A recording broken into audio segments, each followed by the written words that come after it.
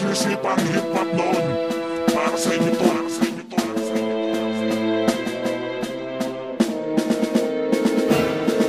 Akin na ang mikropono, ang kapirasong bakal lang maibuga namin mga letrang titinakan. Huwag nyo kaming pigilan, huwag nyo kaming harangan. Ito ang unang awit sa aming mga naranasan. Akin na ang mikropono, ang kapirasong bakal lang babagang kataganan. Di lang aming hinahasa mga taong nagnanasa. Kami iraragasa at bukas luluhot din ng mga tala. Ito'y eksena kung saan digmaan ang tema. Mga makata namin sana nawala sa eksena. Tinatawanan at nilalait ng madla. Postura daw kasi namin ay di kaaya-aya. Ngunit ganun pa man tuloy pa rin sa digmaan. Pilit inaangat ang bandera kahit papakan. Tuloy sa pag-awit, tuloy sa pagsulat, tuloy sa paglangoy sa malawak na dagat. Marahil noon, ibang tunog ang nauuso. Kahit unting puwang wala man lang sa konsyerto. At pag kumakanta'y tinatawanan ng tao. Kundi kamatis, bote na tubig at mamiso.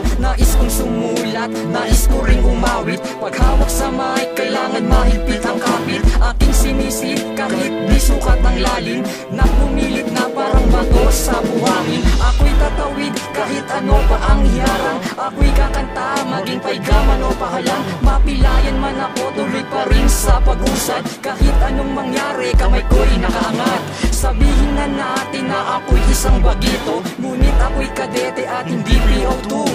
Dugong Makata ang dumadali sa dugo. Sundalo ni Kiko mula pa nung unang tagpo. Naranasan mo na ba maging tampulan na lain? Pinili kong musika daw ay napakapangit.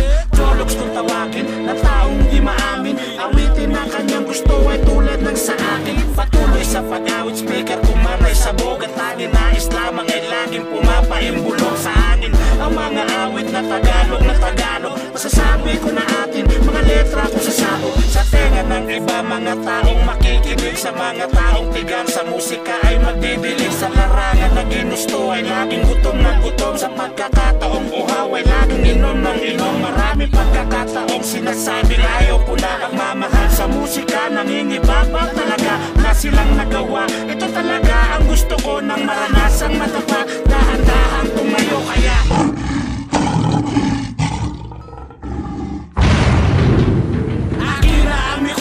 ang kapirasong bakal lang maibuga namin mga letrang titinakan. Huwag nyo kaming pigilan, huwag nyo kaming harangan.